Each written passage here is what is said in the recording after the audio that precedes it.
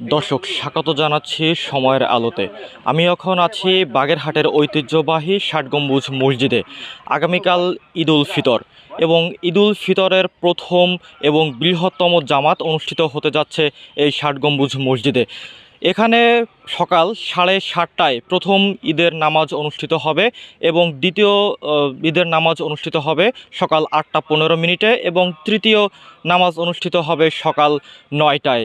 আমি যদি একটু দেখাতে চাই, আপনারা দেখতে পাচ্ছেন এখানে মসজিদের বাইরে নামাজ পড়ার জন্য ব্যবস্থা করা হয়েছে।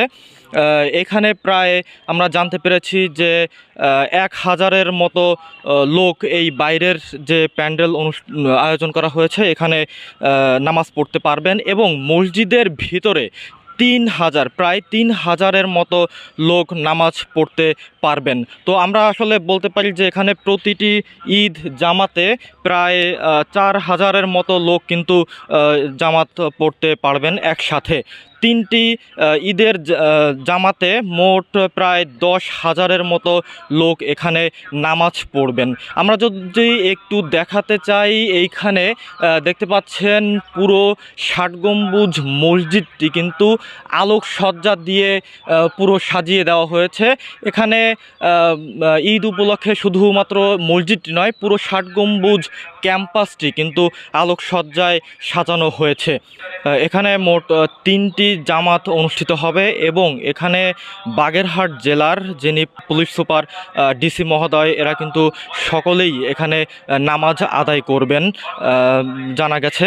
এবং এখানে যদি আমি একটু বাকি ক্যাম্পাসটুকু দেখাতে চাই, পুরো ক্যাম্পাস কিন্তু নামাজ উপলক্ষে সম্পূর্ণ পরিষ্কার পরিচ্ছন্ন করা হয়েছে এবং বিভিন্ন গাছে রং করা হয়েছে যাতে ঈদ সম্পূর্ণ আনন্দমুখর পরিবেশে এখানে লোকজন নামাজ পড়তে পারে।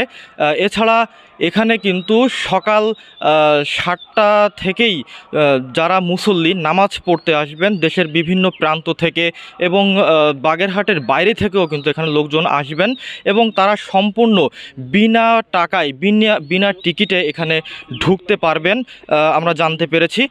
দেখতে পাচ্ছেন যে মসজিদের দুই পাশেই কিন্তু প্যান্ডেল করা হয়েছে নামাজ আদায় করার জন্য। এখানে আমরা জানতে পেরেছি দুই পাশেই 1000-এর মতো লোক নামাজ পড়তে পারবে। এই ছিল আসলে বাগেরহাট ষাট গম্বুজ থেকে ঈদুল ফিতরের নামাজের সর্বশেষ। তারিকুজ্জামান, সময়ের আলো, বাগেরহাট।